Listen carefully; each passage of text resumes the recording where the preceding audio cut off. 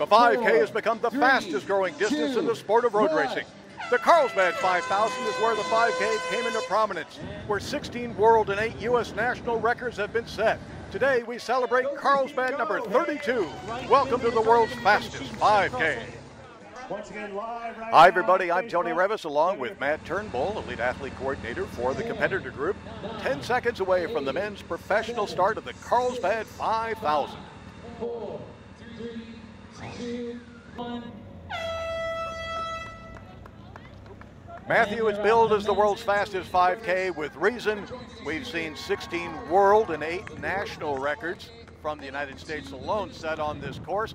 And we are back at our traditional loop course here in Carlsbad after the first 2 years, of the last 2 years rather, of trying some new configurations to try to squeeze some more time out. It didn't work quite as well, and we've got ourselves a fast start here in the men's competition. Yeah, actually Paul Chilimo requested he could bring in a pacemaker just yesterday. He's kind of eyeing up the American record, so we're going to go off at 13:20 pace. So they're going to try and hit the first mile at 4:09. So already there's a little separation, and the two race favorites of Paul Chilimo and Dijen Gebremeskel, who's won here on 4 occasions, are right there. You know, this goes back to remind me of the classic years 2000 and 2001, when Sammy Kipketer from Kenya, all of 19 and 20 years old at the time, ran under 4 minutes for the first mile in each year and finished in 13 minutes flat, which still stands as the world record. It's been an unassailable world record. No one within, what, 10 seconds, I think, here on this Carlsbad course. And Mr. Chemboy has gone rocketing out saying, whoa, whoa, whoa, you better pull the chute, pull the ripcord here, son, and bring Paul back. That guy's a pacer. He's not. It's hard being a pacer. Hey, it's tough, and you know, we've tried pacemakers here in the past, and it's never worked. I mean, we've had the right people on the course. Eliud Kipchoge was convinced he could hit the world record, so I think the fastest mile we've ever had is about 14:05, 14:06, and the asked for 4:09, so we'll see where we get. Well, is that Edwin Chemboy? Yeah, he's, as I say, it was only Paul mentioned yesterday. He goes, look, I would like to go out pretty quick. He goes, I'm in shape. I want to run about, well, sub 13:20. He goes, do you mind if I bring someone in to help me with the first mile? So I spoke to everybody else last night at the technical meeting, and there was no objections. And as you can see, I'm surprised Dijen's already 20 meters back. Yeah, this is a fight for the battle of the silver medalists. Paul Chilimo, of course, the American silver medalist in Rio de Janeiro 2016, and Dijen Gebremeskel, the silver medalist 4 years before that in London, but also the 4-time Carlsbad champion. The last time he ran here was in 2014. Those guys did meet at the New Balance Indoor Grand Prix 3,000 meters in Boston at the end of January. Paul Chilimo won that race, and Dijen finished in 7th place. But this is Paul's first visit to Carlsbad, and Dijen knows it in his sleep. Yeah, I think so, and I know Dijen was upset, and it was a little bit of a wake-up call for him, finishing so far back in Boston.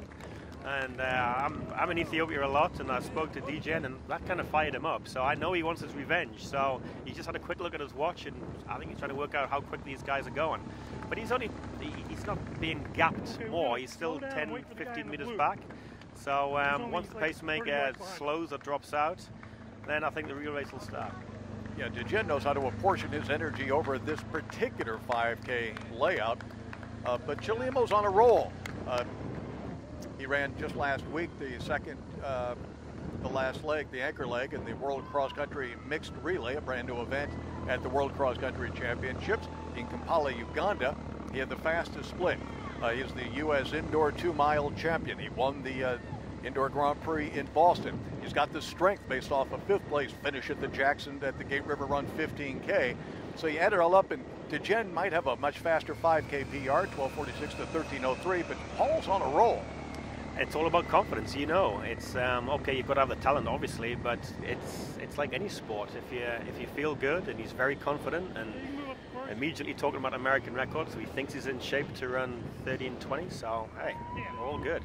Dijen is closing that gap up just a little bit. They hit the 1 mile mark in 4:17. 4:17. They wanted a 4:10, but I think it went out so crazy that when they dialed it back, they dialed it back a little bit too much, and that's the problem with pacing. The whole idea is to be even in your effort. And Edwin, of course, he came in here the last second, probably hasn't been used to being a pacer, and now he found out, oh, it's trickier than I thought. But now we basically have a race where it's Paul Chelimo, silver medalist at the Rio Olympics, followed by four-time Carlsbad champion and silver medalist at the London Olympics, Dijen Gebremeskel, the classic Kenyan-Ethiopian matchup. Absolutely, and Dijen has made up that little 15-minute gap, and he's right there on Paul's shoulder. And only a few strides behind him is Andy Verdon out of the UK, who looks strong. And then there's the whole pack stayed together, so it's a good race for second and third right now. Andy Vernon, 13-11 man on the track as a PR, 3 European medals, one over 10,000 meters. Yeah, whenever you got to go. Another in cross country. So he's got strength, he's got savvy. Cross country is all about knowing how to race. He knows how to do that. And you know, you can't run it. You can't count him out as the athletes prepare to take the first of the two 180-degree turns. And now Dijen has gone right in front. They make the turn as one, with Andy Vernon right behind. Collis Birmingham is leading that chase pack about 2 or 3 seconds back. Yeah, as we said before, it's a great race for those that last podium place. And it's unusual to see Dijen taking it out. He's usually a bit of a sitter, and he's a very fast finisher.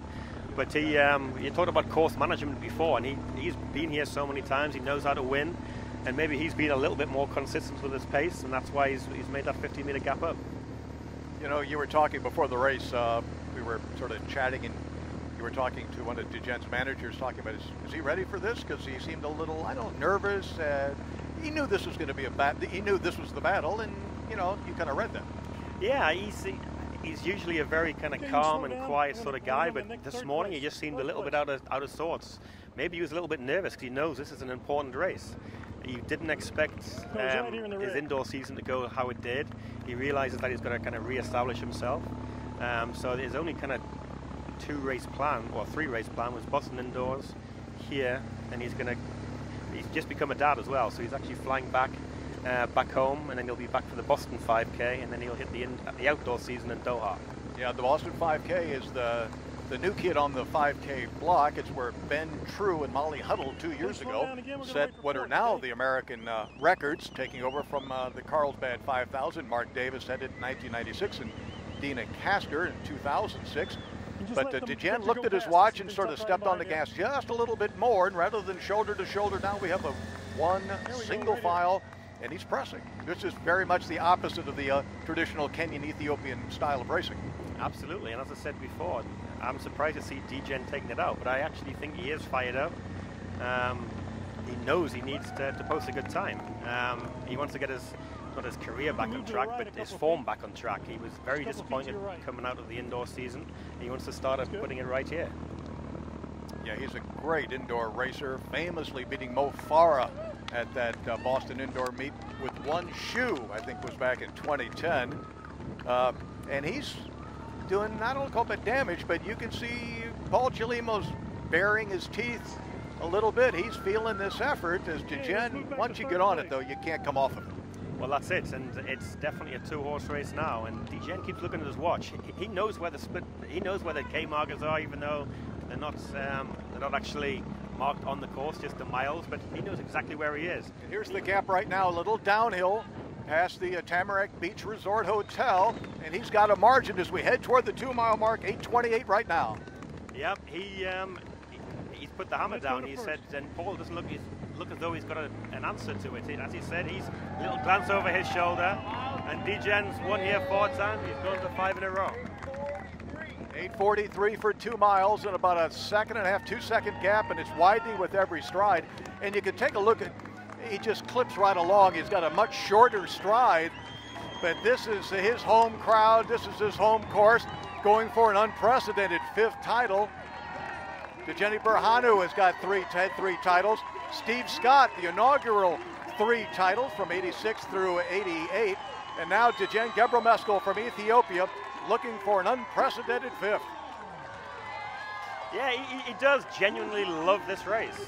And whenever you speak to him, He's like, oh, can I come to Carlsbad next year? He feels at home here. He knows the course, he knows how to win, and he's shown it again today.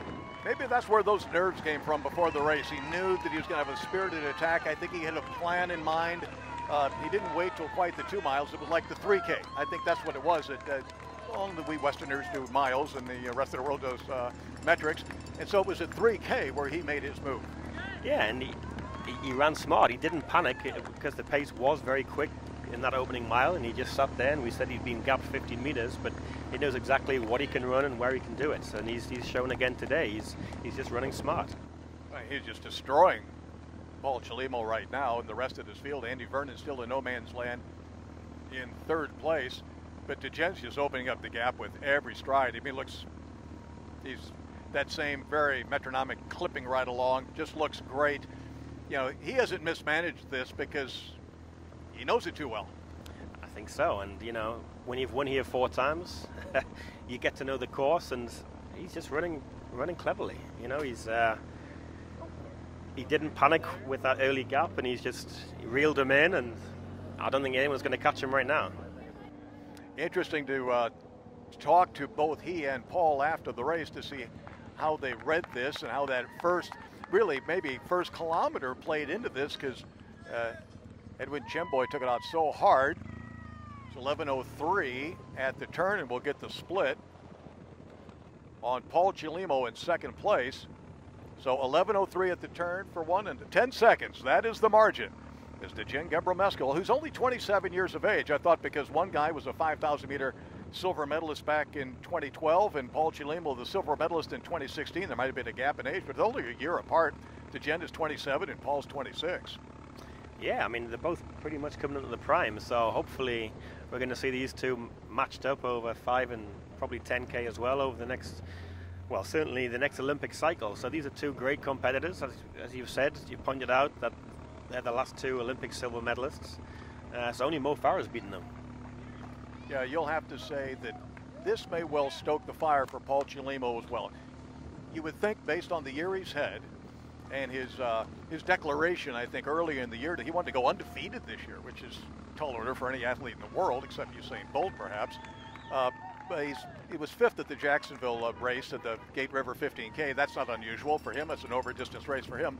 But he's coming off such a strong performance in Boston at the indoor 2-mile nationals, and then at that 2K leg just last weekend in Kampala, Uganda. Maybe the trip in, but DeGen had to fly a long way as well. I bet you one now, Paul Chelimo says, okay, I kind of messed that up in the first mile or so in this race.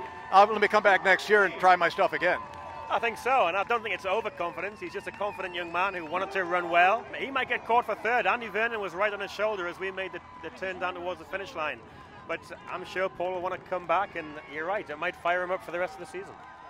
And here's that final turn on the Carlsbad Village Drive, one of the great finishing stretches in all of road racing, about 600 meters down a beautiful, gentle hill with a big, huge crowd of fans who have run all the age group races before the championship here in the pro race. And it is DeGen Gebremeskel. We're at 13:08 on the clock. Of course, he's run 13:11 and 13:13 on this course. Not that fast this year, but a dominating performance for the great Ethiopian champion. Joshua Cheptegei won it last year from Uganda. DeGen Gebremeskel, 5 in a row, 5 in Carlsbad at 13:29. 13:29 first. And now we await 2nd place finish. Paul Chelimo coming in 2nd place. 13:45. Collis Birmingham 3. Vernon in 4. Here's Birmingham. Sam McKinty actually, all of out of Australia, finished in 3rd position. He was across at the World Cross Country as well. So good showing from Australia this year. Now Haron Lagat in his 10th Carlsbad 5000, followed by Will Lear. And in they come. Jesper Van der Weyden. Let's go talk to our winners. Adam Clark. Medals, Lancashire. finisher, Matt Fleet.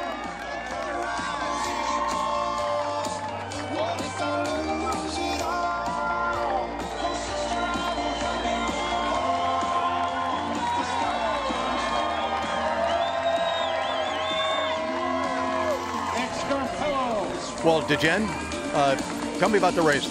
Your fifth victory. You went out very, very hard with the pace setter, and there was a gap that was open. What did you tell yourself? Thank you for time. I'm too excited to come here, especially when I came to home, and I'm just ready to come here because I win 4 times and I want the history of this Carlsbad 5 times to win 5 times. No one win 5 times. It is like 31 years this 5K. Though as this 31 times Carlsbad, no one to win like 5 times. So I want the history, and I'm working hard training and to really come here. Then when I came to now the race, first time it is too fast. It's like and even more than world record.